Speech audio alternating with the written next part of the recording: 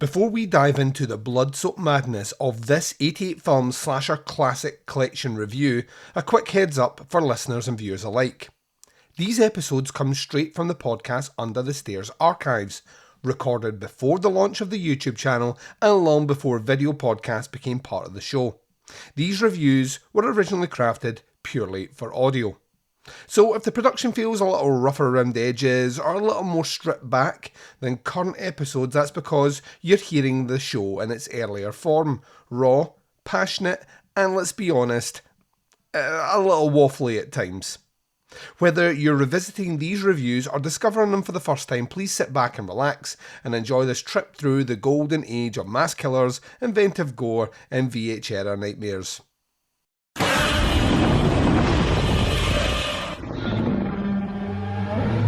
This podcast is not safe for work and will feature movie spoilers. It will feature scenes described of a graphic nature. It will contain language which most listeners may find offensive. Welcome to the podcast Under the Stairs.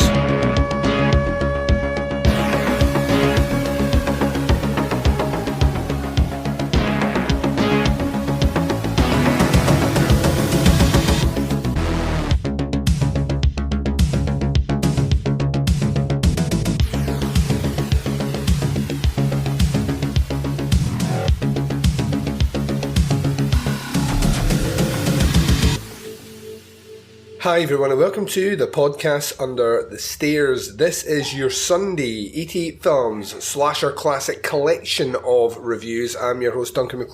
Welcome to the show. On this episode we're looking at disc number 22 in the collection. This is The First Power. That's right, a little bit of Lou Diamond Phillips action for all y'all out there. That'll be coming up after the first break. Before we get to that, as always, welcome to the show. Hopefully you're doing well. Hopefully you've had a great week, and we're closing it out in suitably 88 films, is this a slasher fashion? A question I ask myself more and more the further we delve into this particular collection is that we've just given up, really. We're just like, just throw anything in this collection. Does it have a guy with a knife? Yes, slasher. That's what that is. So yeah, we're going to have some fun chatting about this movie for sure. To give you some updates on what is happening under the stairs, well, there is a ton of stuff happening at the moment. If you've been following this feed, well, this is your third episode of the week. Hopefully you've been enjoying what we've been putting out. It's been a ton of fun recording that opera review that we did way back on Monday, and then on Thursday doing your top 5 best movies of 2019, some of the ones that you didn't really like, and my top 5 worst horror movies of 2019. So that's a nice wee bonus episode that dropped on Thursday. Go and check that one out for sure. Swinging it next week, tomorrow we start off with the return of Andy Love's Art House. We're looking at the Joe Begos movie Bliss from last year, from 2019. So Andy will be tackling that one. We'll find out, does he love it? Will we finally find that elusive art house horror movie that Andy can say hand on heart he loves? I'm not sure we will, but we'll find out. It's going to be a fun conversation nonetheless, but that's your episode tomorrow. Thursday brings a little bonus episode with something different. I'm going to try a little bit something quirky with that one and space it out. So not necessarily focusing on movie reviews. Let's try to get interactive with a topic, which we will then link into a kind of formal conversation on our Thirsty Thursdays, which are coming back in force for this year. We're trying to make that a lot more fun and interactive as well. Topic based, you guys suggest the content and we bring it to you. Get a lot of listener involvement with that. So we'll see how we get on with that one on Thursday, and then on Sunday it is our Arrow collection, our Arrow video assortment, and we are going to the Wild West, so very much looking forward to that. The name of the movie escapes me at the moment, but it is on the list of things to watch this week and has Lee Van Cleef in it, so it's Days of Anger, I think. So that will be our Sunday episode. On the second feed, though, things are full a go. We are having trouble with Spotify at the moment, and Spotify are being suitably cagey when it comes to explaining why episodes of Chronicle have not appeared in the feed, and now they are starting to appear, but not in any logical sense at all, so I'm trying to work that out. However, the new episode of the first season of The Return of Opera Omnia is available on the second feed. So, on your podcatching device, all you have to type in is T-Putz Collective, and it will take you to that feed. Alternatively, you can jump across to our website, which is tputzcast.com, and follow the links from there, or check it out on Spotify, and you'll get a chance to hear that first episode. Now, I will be cross-sharing it on the official stream, so this stream that you hear here, you'll get to hear the first episode with more details, promoting it during the week coming up. We are doing Ben Wheatley, 7 episodes, looking at his entire catalogue, myself and Mr. Watson on that series. It's going to be a blast, so hopefully you check it out and you enjoy it as much as we enjoyed recording it. It's going to be a really fun show for everyone out there. The hosts will change each season, the directors will change each season, and we will be going all over the place. There will be no fixed genre at all, and yeah, the conversations will get wild, the guests will get stranger. I'm going to really start pushing out with the comfort zone of guests that would appear on here, so we'll be reaching out to other podcasters, maybe even academics, and seeing if they want to take part in Opera Omnia, and keep the conversation on movies flowing. So that is now available. This coming Friday, you will be getting the first instalment of the new season of Chronicle, as we kick off a 9-part series looking at folk horror in British cinema. So that'll be fun. We're starting with Whistle and I'll Come to You, which is a movie from 1960. It's available on YouTube, so you can search it and watch it there. But we're going to try something. I had a whole episode recorded and I've now pulled that entire episode because I want to try tackling it differently. So we'll see. I've got this really kind of almost art house approach to how I want to do it, but I have no idea how it's going to turn out. So yeah, that could be fun, and I've set myself a deadline on Friday to get that out. The following Friday, though, on the feed, you're going to get the return of Doing the Nasty. We are going to be looking at Invasion of the Blood Farmers, aka Blood Farmers, and The Last Horror Film from 1982. So those are the two movies up for the first episode. I'll be returning with a brand new host on that one, Mark Ball. You've heard him before on here. So he will be joining me to do the nasty on the Tier 3 movies from the list. That show will drop one a month, along with Opera Omnia, which will be one a month, and they'll drop on the middle and final Friday of each month, and the Fridays in between you'll get Chronicle. So you get one episode each week on the new feed every Friday. So nice and easy to remember. I'm going to be adding more on there as well. I've got some ideas floating in the back of my head for further shows that I want to add in, which I think will kind of enrich what we're doing. And we'll see where it goes. This is a brand new year. We are, less than 2 weeks into our new network, and people seem to be reacting kind of positively, but it's the community which will make it fly or die, so to speak. So please support what we're doing. Please go across and check out those shows. They will have familiar voices and they will have conversations that I guarantee, if you like podcasts under the stairs, you will enjoy as well. Right, let's jump out, take our first break. You're going to hear promos for shows that I love. You're going to hear the trailer for our movie. Disc number 22 in the Slasher Classics collection is The First Power, coming right up, right after this. Hey, feeling down? Feeling low? Not enough podcasts about movies in your life? Why not try... They must be destroyed on sight! The new Podcast Cure-All, sure to get you right with the world and on a path to better living. We have exploitation, we have Italian horror, we have zombies, we have slashers, we have crime films, we have spaghetti westerns, we even have sci-fi and sex comedies. So take a dose of... They must be destroyed on sight! As needed, and let the hosts, Lee Russell, Daniel Harper, Paul Romali, and the odd guest host cure what ails you.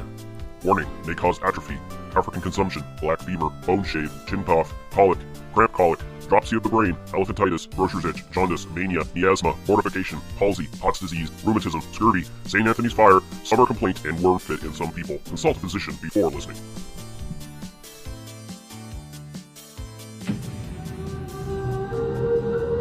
Since the beginning of time, Satan has worked to create the perfect killer. One who kills many without reason. One who cannot be stopped. Today, that man exists. Be warned. Are We're just going to go through a very small door here. Lou Diamond Phillips is hunting a man who kills for the sake of killing. Tracy Griffith might be the only one who can help stop him. I know where he's going next. What? Oh. But this location fits the pentagram pattern on the map, and my informant says this is where he's going to strike next. This is the third time in less than 5 years that Logan has been responsible for the death or capture of a serial killer. See you around, buddy boy. I doubt it. Each death makes him stronger. How did you know where he was going next? I opened myself up to him. You might have executed his body, but his spirit has been released. He has the third power. He could be anywhere. How's the stomach, buddy boy? He has the second power. Hi, cutie. He could be anyone. Sister. Oh, I'm afraid she's not here. Now, he has the first power. See you around, buddy boy. Immortality. You don't have any idea of what you'll be facing.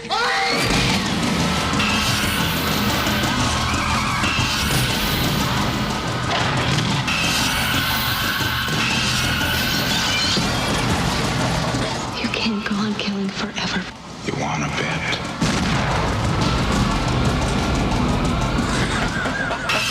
The first power. And welcome back. So you've just heard the trailer for The First Power. It's a movie that we're covering as part of the 88 Films Slasher Classics Collection, disc number 22. Let's see what the 88 Films website says. It says, Detective Logan, played by Lou Diamond Phillips of Young Guns, believes he has saved Ellie from a satanic serial killer, Patrick Channing, played by Jeff Kober of Tank Girl fame, whom the media have dubbed the Pentagram Killer. Unfortunately for Logan, Channing has made a pact with the devil and has gained the first power, immortality. Now tasked with stopping a dead man who can take the image of anyone at any time, Logan buddies up with the beautiful psychic Tess, played by Tracy Griffith of Sleepaway Camp 3, to prevent Channing from carving up more innocent citizens and claiming his revenge on Logan. Featuring spectacular stunt work, FX from the legendary Ed Trench of Terminator 2 fame, and a pounding score from Stuart Copeland of Wall Street, this lacerating action horror hybrid is sure to delight any fan of supernatural slashers and finally makes its way back to UK shelves in pristine HD thanks to 88 Films. The special edition content, obviously this is this is a kind of con from them. It's special edition contents. It's Slasher Classic number 22. That's not special edition.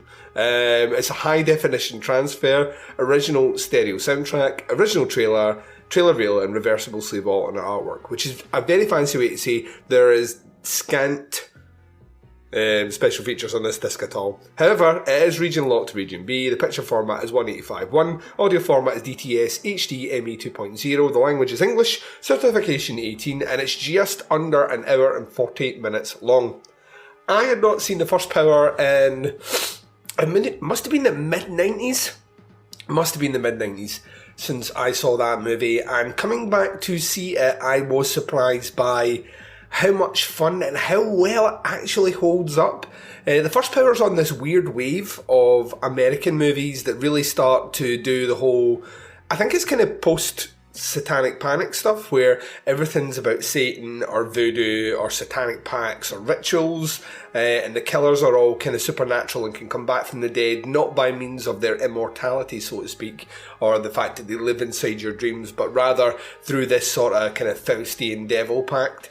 You get a ton of these sort of serial killer weird things, and if you're being honest, I mean, Child's Play's kind of already flirted with this, but with the idea of the killer going out of the doll, but you start to get things like Fallen, for example, as a good idea. The Exorcist 3, which comes not long after The First Power, certainly could be lumped in that category as well, but you really start moving along, and then you head up to the pinnacle of it, really the kind of exclamation mark, even though we're starting to see a resurgence the last couple of years in this particular genre, so to speak, more with a pivot towards exorcisms. But when you look at End of Days, that's really the kind of Is that the jewel in the crown? I don't know. I'll leave that up to you. It's certainly an experience, nonetheless. So, what you have here is your kind of typical setup. I would say Shocker as well, actually, now that I'm thinking about it. Kind of late 80s Shocker by Wes Craven certainly has an impact in this. But there's two things that kind of stand out to me. One, I would not really class this as a horror movie. I would class it as kind of an action thriller. I know they've put it in the horror category, but there really is nothing here at all that I think ebbs it towards horror. Now, that being said though, I don't necessarily think all slasher movies are actually horrors, and I'm fine with that. That's not something that, as a purist, I would sit and say, well, that, discounts it straight away from the collection. I'm not like that at all. At times, if something can be slotted, albeit difficultly, into the horror category, I'm willing to take that on and sit down and watch it. But certainly coming back to watch it, it's, those things stand out a bit more for me. It's fun. It's like it moves at a beat, like a quick pace, this one. We catch our killer very early on. We're at the tail end of an investigation. He comes back super fast and the kills happen straight away. They have a lot of fun with this first power that he has to be anyone.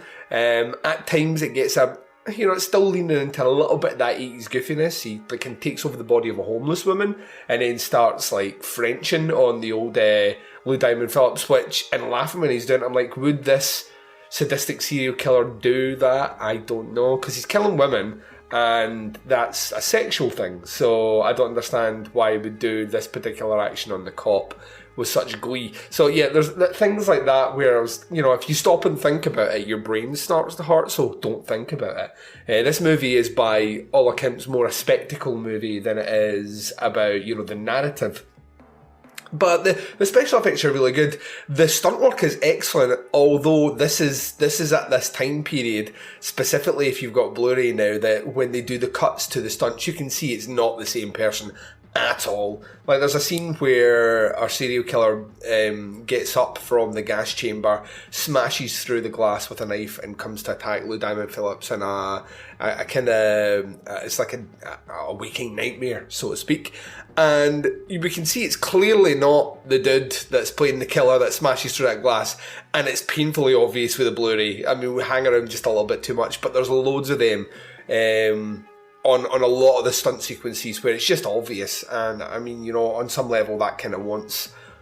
It should take you out, but I have a weird nostalgia for that, especially if you've grown up watching Steven Seagal movies or Jean-Claude Van Damme movies. When it comes to action movies, you're just used to being able to see, if you lived up through the VHS era, you will see the stuntman. That's just a given. And this movie still falls into that category.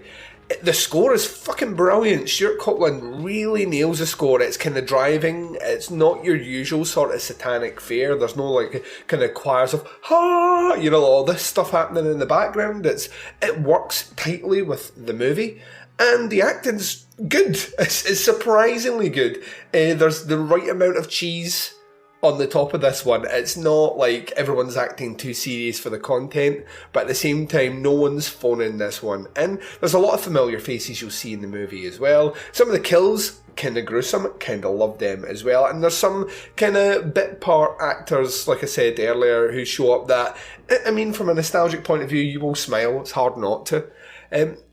This movie, because of its time period, 1990 coming out, because it's been done many times after, and arguably better after, it's difficult not to look back in hindsight on it and say, well, they could have done more, or maybe it's just following a formula. But when you remember the first Power's really on that first wave of those movies, you have to give it a bit of credit and say that whilst it's maybe not the best version of this one, it was trying things differently. It was trying to push the boat out, and it clearly had an effect, because there are other movies in the early 90s and, like I said, beyond, which are now very much following the formula of the cop that gets dragged into the case or unwillingly catches the killer who he thinks, well, I've finally done my job for that killer to make some sort of devil pact and come back, or a demon pact and come back. Is the formula, like I say, at this stage is well trodden. The first Power does it well. I really had a lot of fun returning to this one. It is not a great movie by any stretch of the imagination, but it is a fun movie, and I think that's the slasher movies thus far, and once again, I'm not including this as a slasher movie, but in this collection, if we're looking at the collection overall, The First Power's up near the top of the ones that are put out 22 discs in, mostly because it has people that are interested in making a good movie. You have real talent here working on this, and that will drive a movie forward, even if it is not the best narrative story you've ever seen. When you have that push from people wanting to make a good film, that's where the difference comes in, and it's certainly here for sure. When I come to grade this because there is no special features, which for shame 88 films, and no excuse for a lack of special features on here at all. You should feel fucking ashamed of yourselves. When it comes to grade this one anyway, I have to come in with a nice comfortable 4 for this one. I really enjoyed it. I thought it was good. I think you should check it out if you've not seen it, and as long as I have. Trust me, coming back to it is not as painful as you think it will be. If you've never seen it before, it's a fun little campy sort of devil killer movie. If that's a genre, Satan killer movie. So you should definitely check it out. It's a lot of fun in that respect. So yeah, that's all I can say about it. This is one of the highlights of the collection thus far. I know the next one is going to be fun as well, because I know it by reputation, having never seen it. But certainly we seem to be moving into better titles. I don't want to hold my breath too much, but that looks like where we're going. And I, for one, am happy about that. So 4 stars for The First Power. I'll be coming right back out to close the show right after this. And you've been listening to the podcast Under the Stairs. This has been your 88 Films Slasher Classic collection of reviews. We've been looking at disc number 22. We did a little review of The First Power. Coming up in 3 weeks' time, we'll be looking at disc number 23. This is Intruder, a movie that I know so much about but have never seen. According to the 88 Films website, it says thusly: it's the final night shift for the staff and management of the Walnut Lake supermarket. Not only are the doors closing forever, but there's a homicidal madman stalking the aisles and brutally slashing their way through the store's staff. Who will survive this psychopath's blood rage, and, most importantly of all, what will be left of them? Scott Spiegel of Hostel and Lawrence Bender of Pulp Fiction present this legendary splatter slasher, which features a who's who of cult cinema heroes. We're talking Sam and Ted Raimi, Renee Estevez from Sleepaway Camp 2, Bruce Campbell from Bubba Hotep, and Dan Hicks from Evil Dead 2. And then there's the incredible graphic gore scenes courtesy of the indispensable KNB FX group. 88 Films are proud to unleash this gruesome cult classic uncut and in glorious HD for the first time in the UK. Special features: we have Slice and Dice, Slasher Film Forever, the complete history of Mad Maniac movies, Callum Waddell's award-winning and acclaimed documentary of the history of Mad Maniac films in HD for the first time, 75 minutes in length, a new HD widescreen transfer of the original 35mm negative. It's good to know. We have brand new and exclusive audio commentary with director Scott Spiegel, moderated by Callum Waddell. Original mono soundtrack, original trailer, and reversible sleeve. The technical specs: Region Lock B. Feature picture format is HD 185.1. Audio format is LPCM stereo. English language certification 18, and it's 1 hour and 23 minutes long. That is a movie I want to watch. So yeah, Intruder is coming up in 3 weeks' time. So go and get yourself ready for that one. We'll be covering it, disc number 23 of the collection. One I've been very much looking forward to checking out for a long time. So, there we go. There is a multitude of ways to check out the show. Of course, check us out on Apple Podcasts, subscribe to the feed, leave us a rating and a review. It's the best way to support us over there. And check us out at Stitcher Smart Radio, SoundCloud, Google Play, TuneIn, Spotify, and all those other ones as well. Our website is tputscast.com. That is also the website of the Tputs Collective, so you can check out all the shows available over there. Remember, go and support the second network that we have, well, the second feed for our network, which is Tputs Collective. Type it into any podcatcher and it should appear up. And like I say, we're fixing those Spotify issues at the moment. Show some love to the brand new season of Opera Omnia. Really looking forward to getting into that with Mr. Watson, and then keep your eyes peeled for this coming Friday where we bring back Chronicle. And like I say, I'm going to try something very weird and different with it. It will either sink or swim. It's going to be unlike anything you've heard anyway. That is my plan. So yeah, I'm looking forward to doing something a bit different, pushing the boat out and seeing where we end up with it for Sure. You can join our Facebook group page, facebook.com/groups/teapotscast, to chat about the show and chat with other listeners of horror. If you want to check out what the network is putting out on Facebook, do that to facebook.com/teapotscast. Couldn't be any easier. Interact with myself and the Baz on the twin prongs of social media sexiness, Instagram and Twitter. Both can be followed at teapotscast. And for everything else, join us on the Flick Chat app.